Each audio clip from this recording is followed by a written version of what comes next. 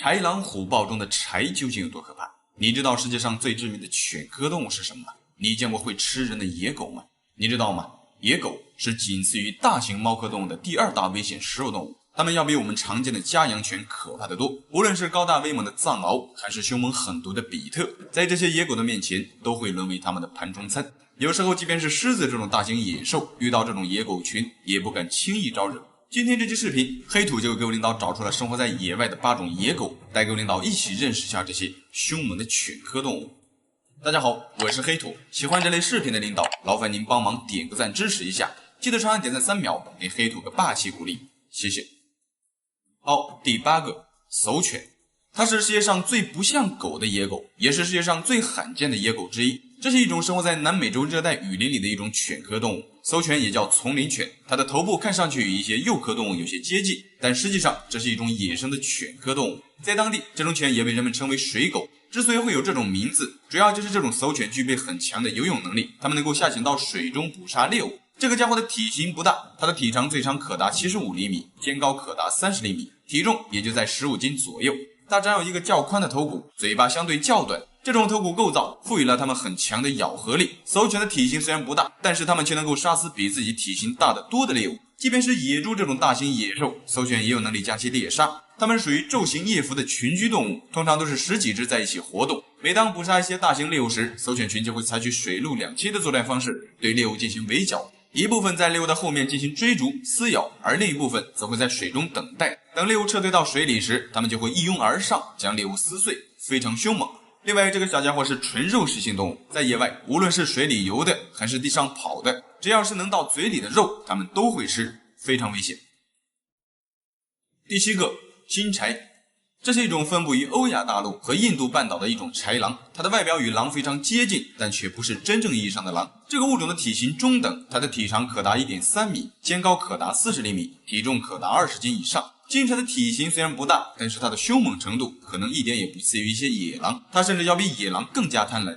金豺共有8个亚种，不同的亚种之间的生活习性与外观都会有所差异。它们是适应性极强的一种社会性高度发达的动物，合作狩猎是它们最重要的工作。不过一般情况下，金豺都喜欢单独狩猎，虽然有时候它们也会跟自己的对象一起捕猎，但很少会像其他的野狗那样成群结队的捕食。不过在东南亚地区，一些单独活动的金豺有时候也会与狼群一起捕猎，而那里的狼群对金豺却不会表现出任何敌意。除此之外，在印度的一些地区，人们还发现一些被逐出群体的金豺有时候也会跟老虎在一起建立共生关系，并且老虎一般情况下对它们也不会产生太强烈的敌意。在非洲，包括狮子在内，也默许金豺跟在它们的后面吃自己的剩饭。在野生动物界，金豺的人际关系搞得可谓相当的好。另外，这个家伙对人类而言其实是非常危险的，因为他们会主动对我们发起袭击。在1988年至2005年期间，在印度东部就发生过200多起豺狼袭击人类的事件。一旦被它咬到，后果是非常恐怖的，因为在金豺的体内携带有很多对人类有害的疾病和寄生虫，其中就包括狂犬病这种可怕的病毒。要知道，狂犬病的致死率高达 99%， 一旦染上基本上必死无疑，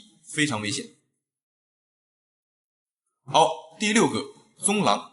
棕狼也叫巴西狼，它是生活在南美洲的一种大型犬科动物。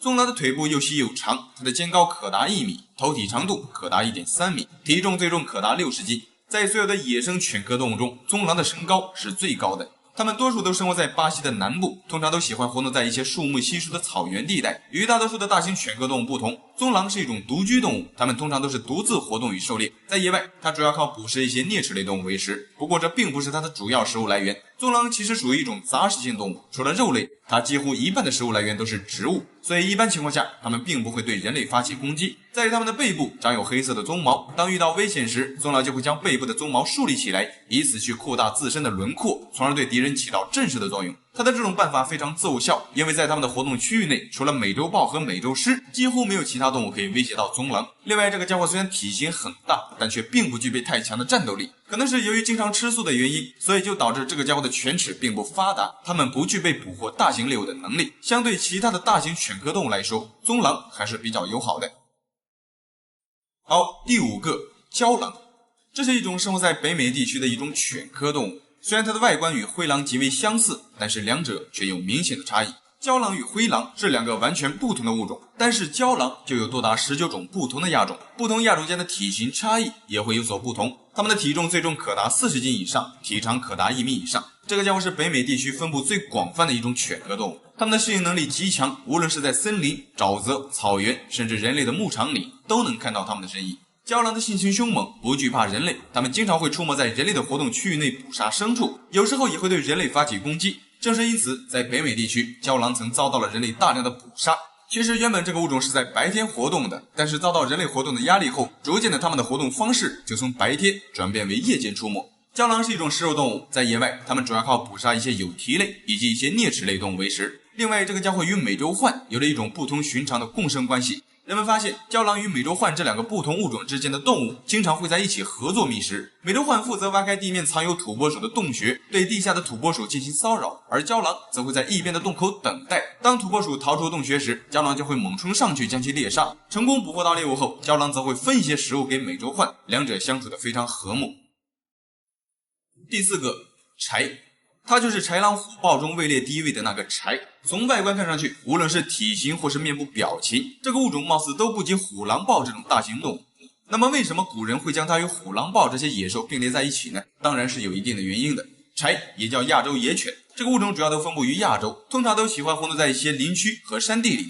它们的皮毛颜色多数都是红棕色。这个家伙的体型不大，体长也就在 1.3 米左右，体重可达60斤以上。它是所有犬科动物中灵活性最高的动物，它的行动非常敏捷，并且特别擅长跳跃。除此之外，它还是现存所有犬科动物中本领最多的种类，也是捕猎能力最强的犬科动物之一。如果单从外观看上去，你可能丝毫察觉不到这个小家伙究竟有多可怕。它们长得就像村里的小黄狗一样，并不出众，但实际上这个家伙可能要比狼更加可怕。豺是一种群居动物，豺群的数量从几只到几十只不等。它们在捕杀猎物时，会像猎狗那样采用掏肛的手段对猎物进行疯狂的撕咬。除此之外，它还比猎狗多出很多残忍的攻击方式。当豺群在捕杀一些大型猎物时，会先攻击猎物的眼睛，使猎物丧失逃跑能力，然后豺群就会蜂拥而上，将还活着的猎物开肠破肚，活吃内脏。被豺群捕获的猎物往往会眼睁睁地看着自己被豺群分解吃掉，非常绝望。在野外，豹子能捕杀的猎物，豺群几乎都可以捕杀，而豺群能捕获的猎物，豹子却不一定能捕杀，非常可怕。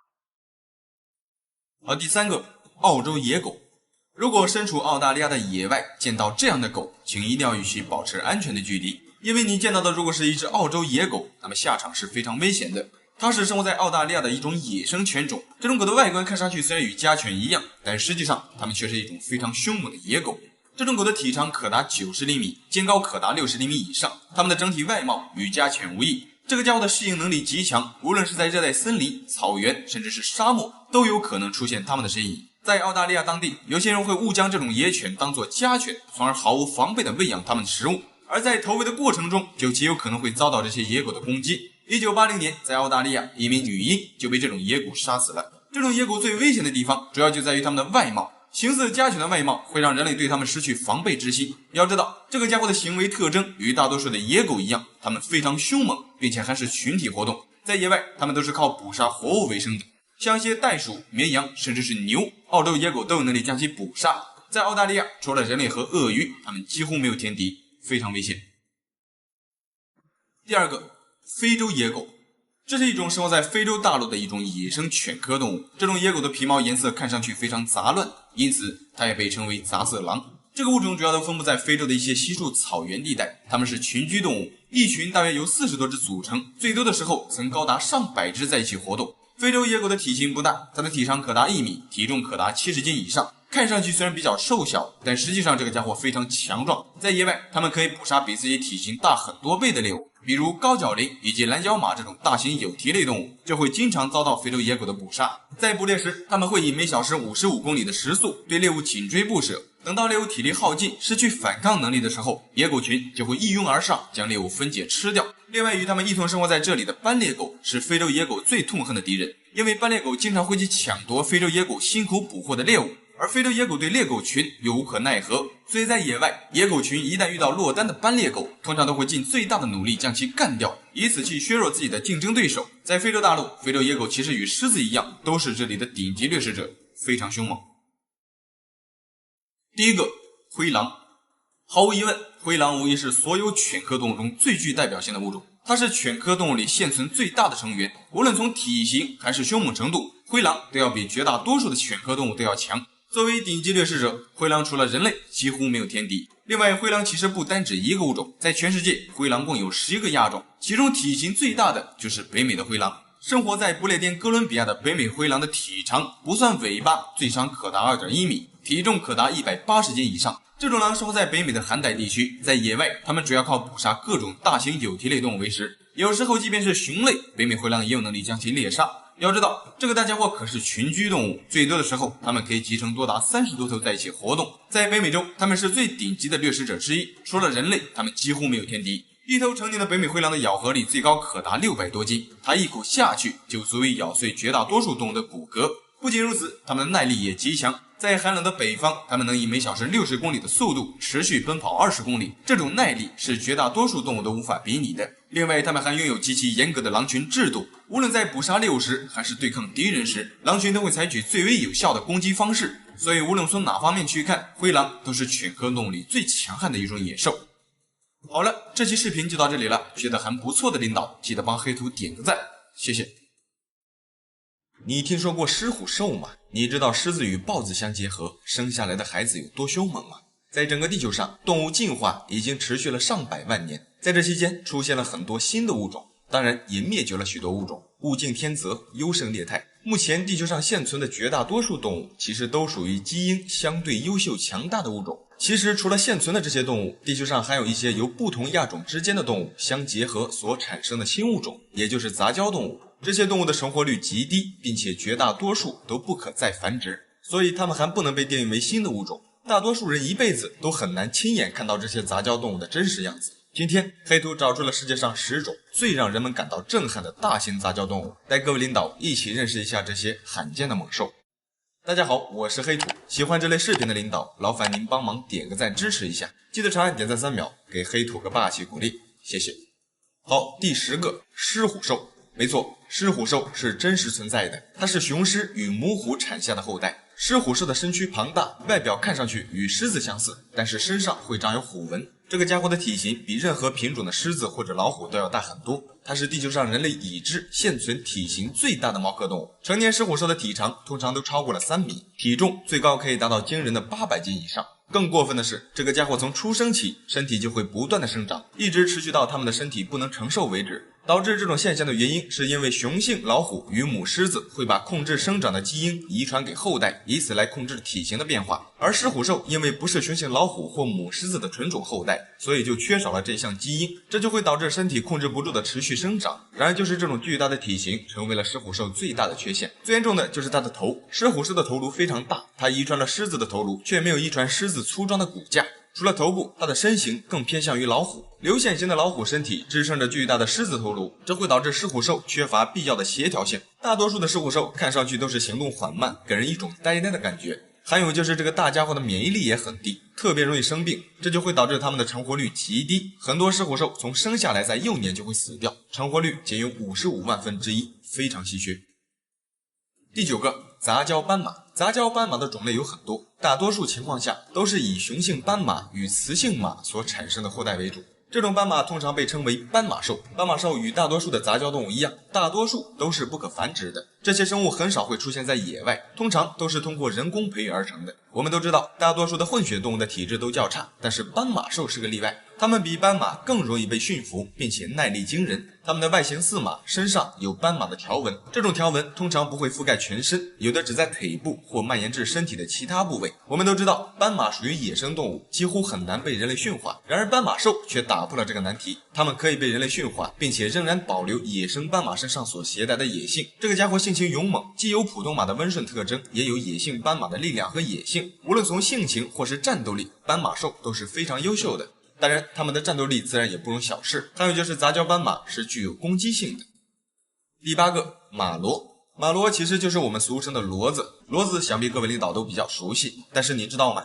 骡子在古代曾经被视为珍贵的动物，只有王公贵戚才有权利玩赏。古人之所以对骡子有这么高的评价，大多数原因都是来自骡子的义用价值。我们都知道，骡子是由公驴与母马所产生的杂交种。对了，这里解释一下，公驴与母马的幼崽被称为马骡，如果是公马与母驴的后代，则是驴骡。简单理解就是，如果马生的就是马骡，驴生的就是驴骡。这期视频我们主要以马骡为主。马骡在古代之所以这么受欢迎，主要是因为它们的应用价值。马骡的生命力和抗病能力都很强，体质结实健壮，一般很少会生病。这个家伙力量很大，并且耐力还特别的惊人。它们可以被当作牲畜帮助人类工作，也可以当作坐骑供人们骑乘，性格也比较温顺。在1914年到1916年间，英国人曾到我们国家的山东、陕西一带采购大型的马骡供军队使用。由此可见，骡子的用途要比马和驴都要高。可惜的是，这么优秀的一个物种不能够自行繁衍后代。随着现代汽车与农业机器的普及，以后的人几乎也很少可以看到骡子了。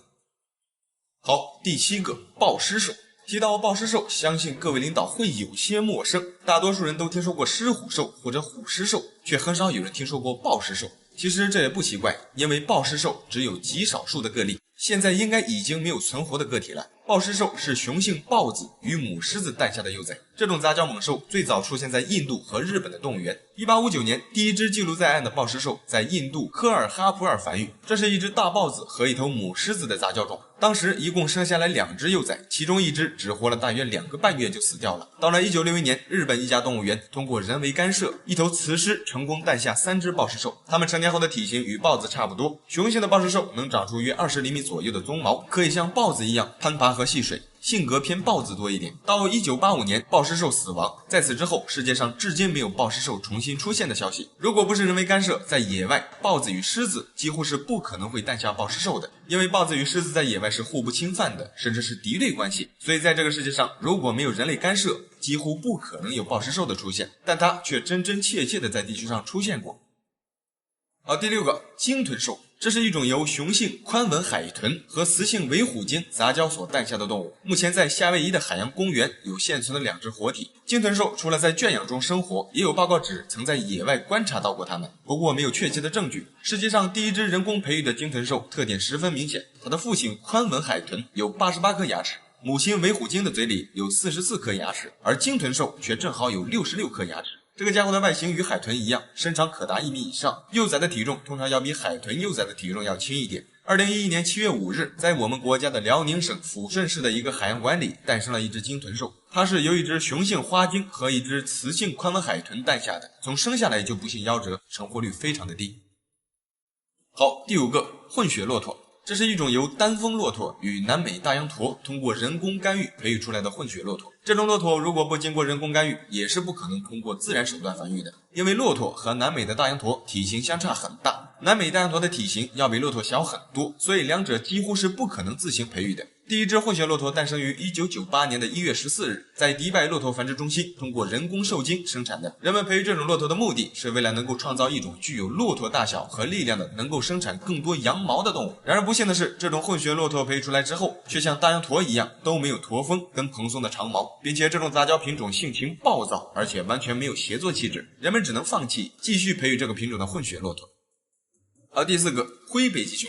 灰北极熊就是雄性灰熊与雌性北极熊的后代。这个物种与以上的那些杂交动物不同，灰北极熊具备完整的生殖能力，也就是说它们可以繁衍后代。不过即便拥有这项功能，灰北极熊在野外也是非常罕见，它们大多数都生活在动物园里，只有极少数可以在野外发现。2006年4月，一名美国的猎人在加拿大西北地区班克斯岛上猎杀了一只貌似北极熊的熊。后来对这只熊的观察发现，这只熊虽然有白色的皮毛等等北极熊的特征，但是仔细观察会发现它的眼部周围跟背部和四肢也有很多地方与灰熊有些相似，还有就是它的爪子与拱背更接近于灰熊的特征。后来人们对这头熊进行 DNA 测试后，最终证实这只熊的确是一头由雄性灰熊和雌性北极熊杂交诞下的。好，第3个，虎狮兽。在这里跟各位领导解释一下，虎狮兽跟狮虎兽不一样。虎狮兽是雄虎与雌狮杂交出来的，也就是母狮生下来的叫虎狮兽，母老虎生下来的叫狮虎兽。虎狮兽要比狮虎兽更珍贵更稀缺，它与狮虎兽不同，虎狮兽的头部像老虎，却有狮子一样的鬃毛，身体像狮子，头部像老虎，身上同样也有类似老虎的褐色条纹，特别是它们的眼睛、鼻子、耳朵及脸型都具备狮虎共有的血统。虽然虎狮兽并没有狮虎兽那样大的体型，但是它要比狮虎兽更加凶猛，它们的性情更接近于老虎。它同狮虎兽一样没有生育能力，并且虎狮兽的成活率要远低于狮虎兽，它们的抵抗力极差，成活率极低。要知道，狮子与老虎之间的受孕成功率仅为1%到2%，再加上这种杂交动物的抵抗力天生就很差，所以即便是狮子与老虎成功诞下虎狮兽的幼崽，它们也很难轻易的长大，几乎在没有发育健全之间就会死掉。2008年，在我们国家的南京红山森林动物园就曾培育出过一只虎狮兽，不幸的是，小家伙从出生仅7天就死掉了，成活率非常的低。即便少数的虎狮兽可以成活，但其身体仍有着巨大的缺陷。首先就是不能生育，其次在它的一生中将会有各种后遗症反复出现。有时候生命就是这么神奇，如果这个世界允许一个物种的存在，那么它无论在多么严酷的环境中都可以生存下来。如果不允许一个物种的存在，哪怕是拥有多强大的基因或先天性条件，都无法完好的生存下来。第二个，热带草原猫，这是一种由非洲野生叟猫与家猫杂交而成的品种。这种猫的外表更倾向于它的父亲叟猫，拥有叟猫的长腿、长脖子以及较大的耳朵。它的体型可能是家养猫中最大的一种了。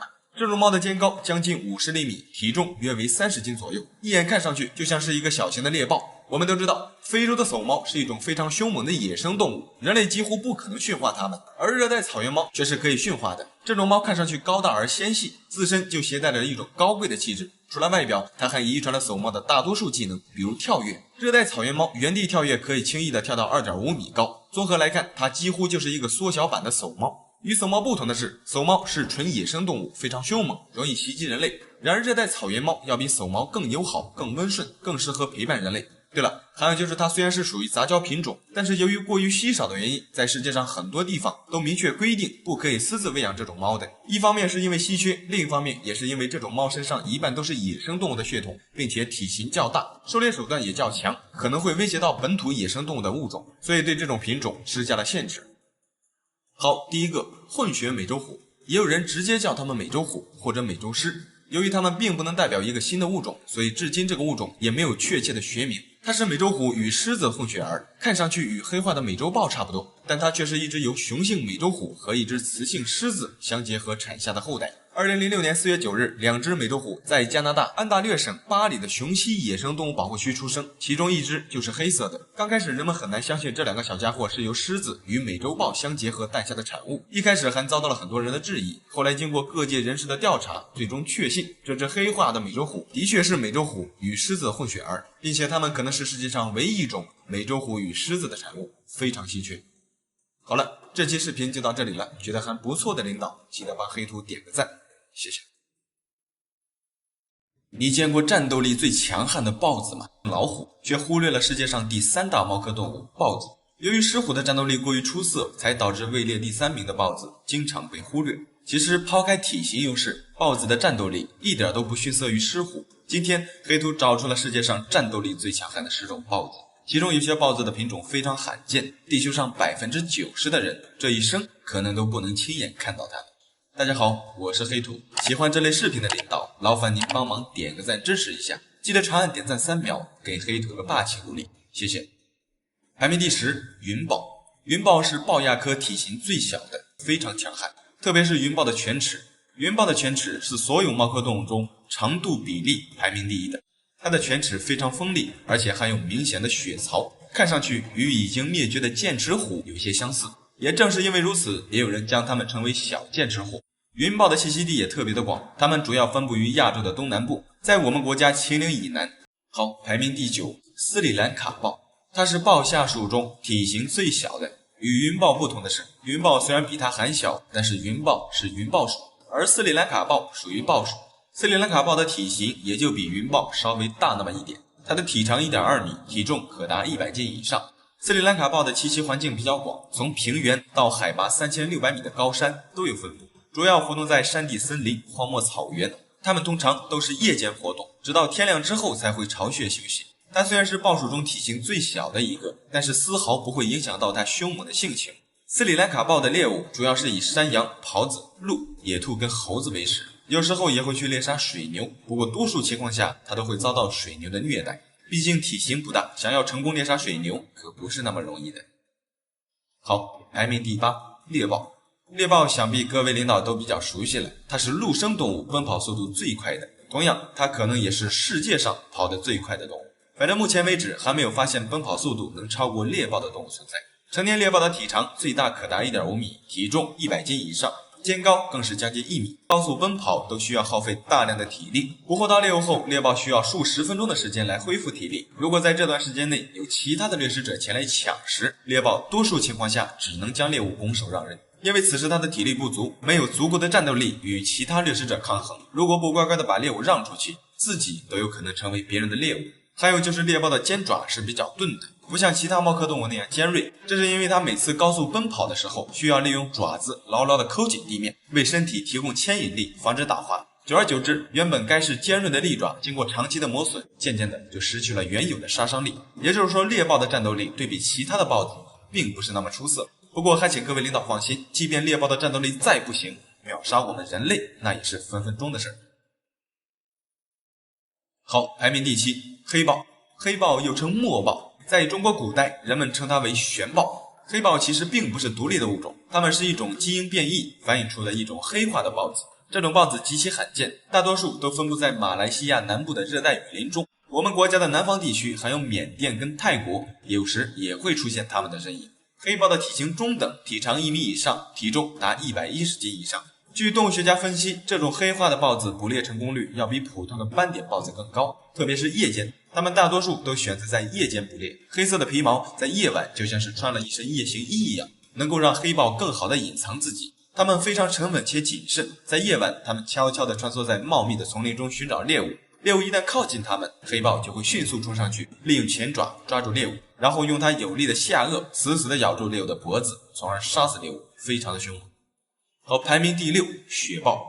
毋庸置疑，雪豹是颜值与实力并存的一个物种，它强悍的战斗力一度登上了雪山之王的称号。雪豹的体长 1.3 米，体重可达110斤以上，它们活动在高原地区，一般都栖息在海拔1000到6000米的高山上。海拔高度随着季节的不同，雪豹的栖息地也在随时变化。雪豹是一个孤独的猎手，它们通常都是独自行动。由于生活在高海拔地区，可供雪豹选择的猎物并不是太丰富，它们通常都是靠猎杀岩羊、兔子跟鼠类为食。有时候食物短缺，雪豹找不到可猎杀的猎物，就会跑到山下猎杀人类饲养的家禽。如果实在找不到可以吃的食物，它们有时候也会选择吃植物。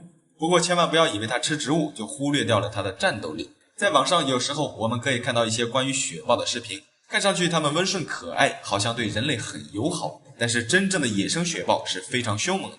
大家千万不要忽略了它们的危险程度。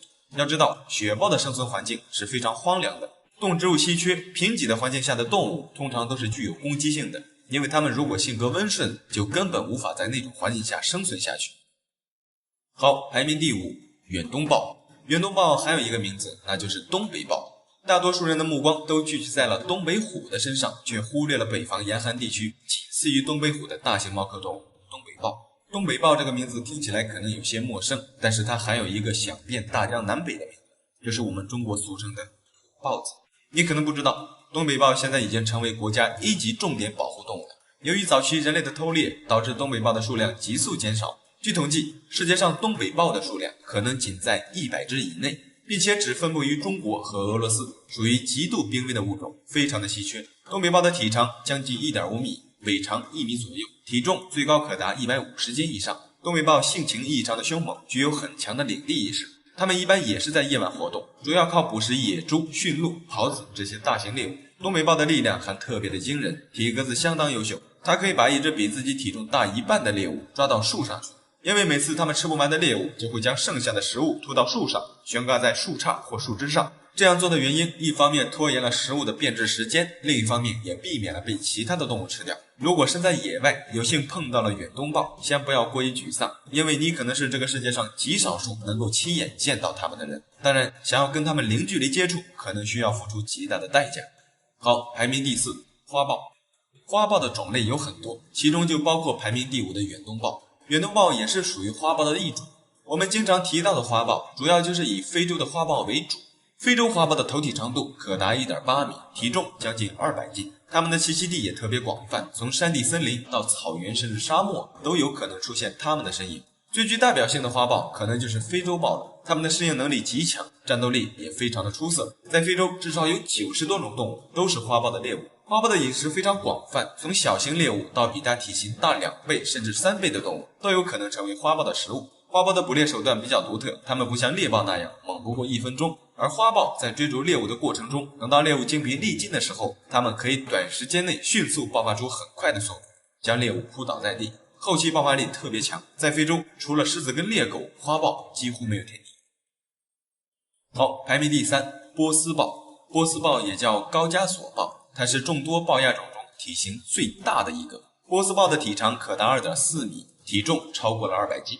它们主要分布于伊朗、高加索、土耳其跟阿富汗等地区。它的食物与其他豹类差不多，都是以一些羚羊和黄山羊为主，偶尔也会攻击牲畜与人类，性情异常凶猛。最突出的就是它的跳跃能力极强，波斯豹一跃可达6米高，水平向前可达12米远。当然，它的战斗力也非常强悍。身为豹亚种中体型最大的一个，除了美洲豹，可能就属波斯豹最凶猛。好，排名第2，黑美洲豹。黑美洲豹与咱们上面说的黑豹不同，它要比上面的黑豹强悍得多。黑美洲豹是美洲豹的一个变种，它其实就是美洲豹。这个家伙的自身属性与美洲豹一样，攻击力与咬合力也是异常强悍。从外表看上去，黑色的美洲豹要比普通美洲豹要凶猛得多。之所以把它列为第2，是因为它的罕见程度。黑美洲豹的数量仅占美洲豹种群的 6%， 非常的稀缺。在美国，为了能够更好的保护这种罕见的黑豹，制定了很严厉的规定，一旦涉及到黑豹的皮毛，不管是不是猎杀，都会遭到罚款，最高可达10万美元，严重的可能导致监禁。好，排名第1，捷豹。捷豹就是美洲豹，也叫美洲虎。毋庸置疑，它是现存第3大猫科动物，也是咬合力最强的猫科动物。美洲豹的体重可达300斤，体长 1.8 米，咬合力高达1100多斤。美洲豹活动在处处充满危机的亚马逊热带雨林，这里的丛林法则非常残酷，稍有不慎就会丧命。美洲豹能够在这种环境下生存下来，无疑是靠它强悍的战斗力